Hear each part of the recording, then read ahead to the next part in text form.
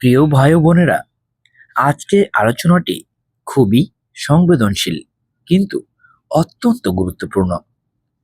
অনেকে প্রশ্ন করে, আমি নামাজ পড়ি তবুও কষ্ট কেন?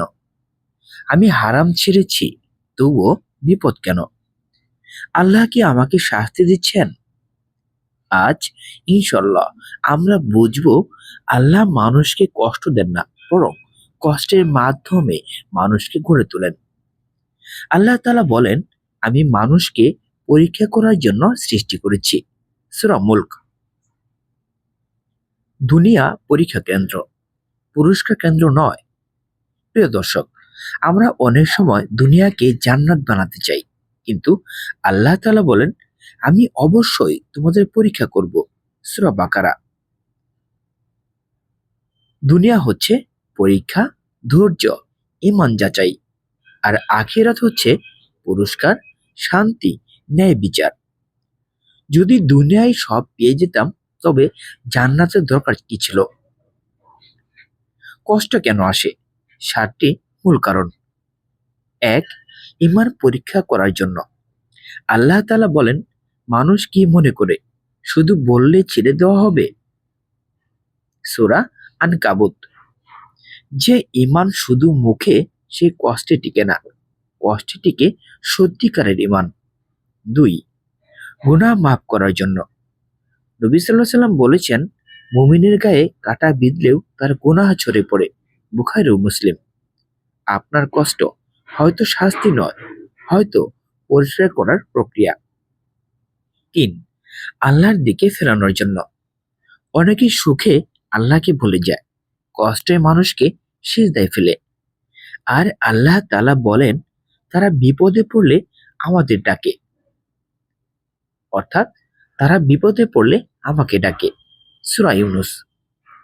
4. ধৈর্যের মর্যাদা বাড়ানোর জন্য। সবর এমন আমল যার সওয়াব হিসাব ছাড়া। ধৈর্যশীলদের সওয়াব সীমাহীন। সূরা জুমার। 5. মানুষের অহংকার ভাঙার জন্য। অনেক সময় মানুষ ভাবে, আমি নিজে যথেষ্ট। কষ্ট এসে বলে, তুমি দুর্বল, তোমার রব শক্তিশালী। 6. বড় নিয়ামতের প্রস্তুতির জন্য। যেভাবে সোনা আগুনে পুড়ে খাঁটি হয়, তেমনি মুমিন কষ্টে খাঁটি হয়। হযরত ইউসুফ আলাইহিসসালাম, হযরত আইয়ুব আলাইহিসসালাম সবাই কষ্টের পরে পেয়েছেন বড় নিয়ামত। 7. জান্নাতের যোগ্য বানানোর জন্য। রাসূল সাল্লাল্লাহু আলাইহি সাল্লাম বলেছেন, জান্নাত কষ্টে ঘেরা। সহিহ মুসলিম। নবীদের জীবনে কষ্ট শাস্তি নয়, সম্মান। হযরত আইয়ুব আলাইহিস সালাম দীর্ঘ রোগ, সব হারানো, তবু বললেন, হে আল্লাহ, আমি কষ্টে আছি, তুমি দয়ালু।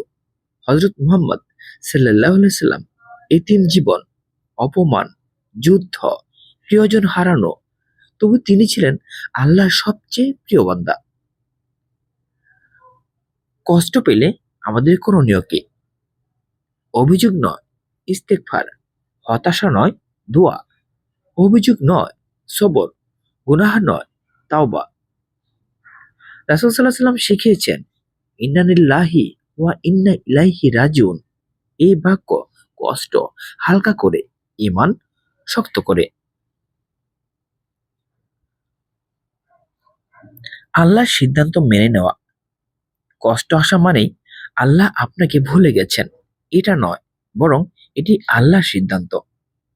আল্লাহ তাআলা বলেন, কোনো বিপদ আসে না আল্লাহর অনুমতি ছাড়া। সূরা তাকাবুন। অন্তরে এই বিশ্বাস রাখা, হে আল্লাহ, আমি বুঝি না, কিন্তু তুমি ভুল করো না। মুখে উচ্চারণ করা, ইন্না লিল্লাহি ওয়া ইন্না ইলাইহি রাজিউন। রাসূল সাল্লাল্লাহু আলাইহি সাল্লাম বলেছেন, যে ব্যক্তি বিপদের সময় এই দোয়া পড়ে, আল্লাহ তাকে উত্তম প্রতিদান দেন। সহিহ মুসলিম।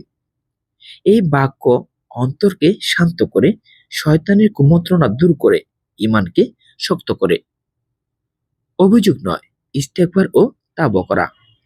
কষ্টের সময় আমাদের প্রথম কাজ হওয়া উচিত নিজেকে প্রশ্ন করা, আল্লাহকে দোষ দেওয়া নয়। তাই তো মহান আল্লাহ তাআলা বলেন, তোমাদের উপর যে বিপদ আসে তা তোমাদের হাতের কামাই। সূরা শূরা। বেশি বেশি পড়ুন আস্তাগফিরুল্লাহ। অনেক কষ্ট গুনাহের বোঝা হালকা করার জন্যই আসে। ধৈর্য ধারণ করা, সবর, অভিযোগ না করে। সবর মানে কষ্ট না পাওয়া নয়, সবর মানে কষ্টের মাঝেও আল্লাহর নাফরমানি না করা। আল্লাহ তাআলা বলেন, নিশ্চয়ই আল্লাহ ধৈর্যশীলদের সাথে আছেন। সূরা বাকারা।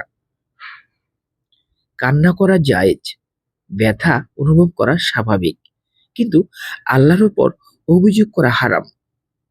দোয়া করা হতাশ না হয়ে। কষ্টের সময় দোয়া সবচেয়ে শক্তিশালী অস্ত্র। নবী সাল্লাল্লাহু আলাইহি ওয়াসাল্লাম বলেছেন, দোয়া ইবাদতের মগজ। তিরমিজি। বিশেষ দোয়া এইভাবে করতে পারেন, হে আল্লাহ, তুমি আমার কষ্ট জানো, আমি দুর্বল, তুমি শক্তিশালী।